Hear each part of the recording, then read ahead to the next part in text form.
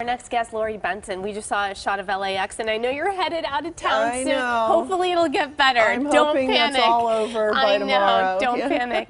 Lorri Benson is here with this amazing story. When she was 24, Lorri made that difficult decision to give up her daughter for adoption. There she is, beautiful girl. Yeah. Now, usually that's where the story ends, but this one was just the beginning.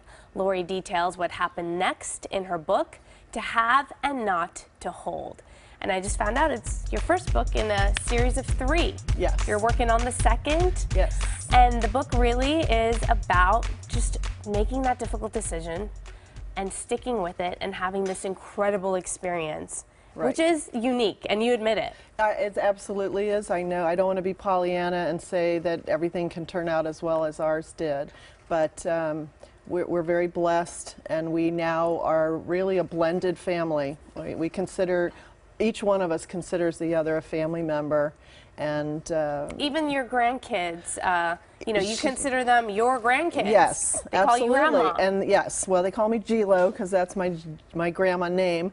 But I'm definitely, you know, I share that. And part of the story is also the generosity of the adoptive mom, Anne. There she is. There's Anne. And because her spirit and her confidence in her relationship with her daughter, and just her love, she wanted to share motherhood with me because it was the best thing for her child. That speaks a lot about her, Yes. too, and her character. Yes. So let's backtrack a little bit, because Okay. you have quite an interesting story. You're young, you're in your 20s, you're working on the Phil Donahue show, you're in Chicago. Right.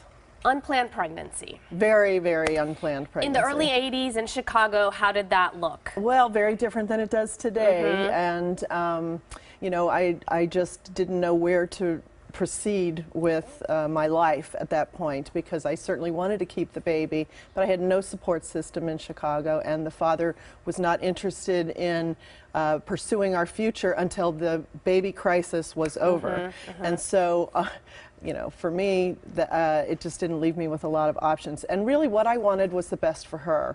You know, I could have tried to keep her and raise her, but she would have been in daycare all the time. I worked a long, hard job. Oh, yeah, you had a demanding job. In Yeah. fact, your decision was selfless. Looking back now, many acknowledge that, because you weren't thinking about yourself. You wanted the best for her. I wanted the best for her, and clearly, you know, 2 parents, loving parents, this was what they were waiting for their whole life, was better than, you know, seeing a mother, you know, as little as she would have seen me at that time. It's natural, though, you know, in the society we live in, and back then you were judged, and it was tough. It wasn't an easy thing. I was reading through parts of the book where you talk about you gave birth to her, and you're in the room with her waiting, you know, for the process to take place, and you start taking all these pictures because you know that, you know, the time you're going to have with her is so limited.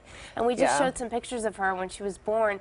What was that feeling like? Did you have second doubts, perhaps? Maybe I'm not going to go through with this. I didn't really have second doubts. When I had her, the plan was in motion, and I just wanted those 3 days, because back then you were in the hospital for 3 days. Yes, so very different. So I wanted those 3 days to count, and I spent every minute and loved her as much as I could in those 3 days.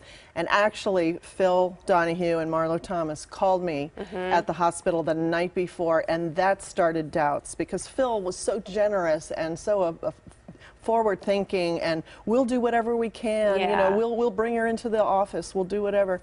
And it just got me stirred up again, was I doing the right thing? But ultimately, after about a week, I signed the papers, and I just knew it was the best thing for her. So you moved on with your life, but not really. You never do. You know, you never can just completely. I guess some people can. For me, it was just a part of my life, and I did move on. But thought I was going to have contact with her, her adoptive parents, and then found out at 6 months that the case was closed, and that was it.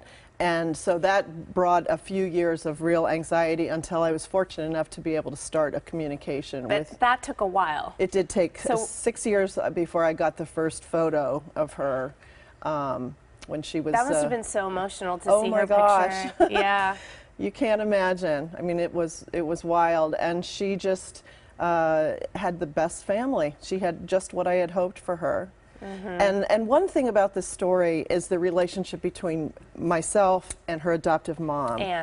And because that is what can happen when both people are just trying to do the best for the child. And it's like there was a soul connection between us, and that our families were meant to be family, and Katie was the conduit. She was the reason we got together. Yeah, I think oftentimes, sometimes you think of adoption and you think the mother who takes the baby might want to be the only mother for that child and doesn't want to share the child. And that's kind of understandable. It's human nature. You want her to identify you as the mom. So this woman, you know, to her credit, she opened her door to you and said, come. There's more to love, more to share. The more love, the better, is what she always said. And I'm hoping this book is a way for people who are thinking of adoption or who have adopted children to take a chance, take a risk. You know, if the child is interested and wants to pursue this, it can lead to just so many blessings and so many meant to be, you know, wonderful things, family relationships. Do you ever look back? I try not to live with regret ever. I do look back. I mean, I would have loved to have raised her, but it wouldn't have been the childhood that she had, you know. The childhood I was then later able to give my children. She wouldn't have had that at that time. So while I would have loved to have had her and raised her, look how great it turned out. There was a reason. I just feel like there's a reason for things. It takes time sometimes to find that reason, right? Oh, yes. Looking forward to your second book and your third in time. Wishing you the best for the holidays. I know you're all gathering together. Thank you. Can I just say one thing? I just want to say for the second book, I am looking for adoption stories. This is going to be a collection of adoption stories.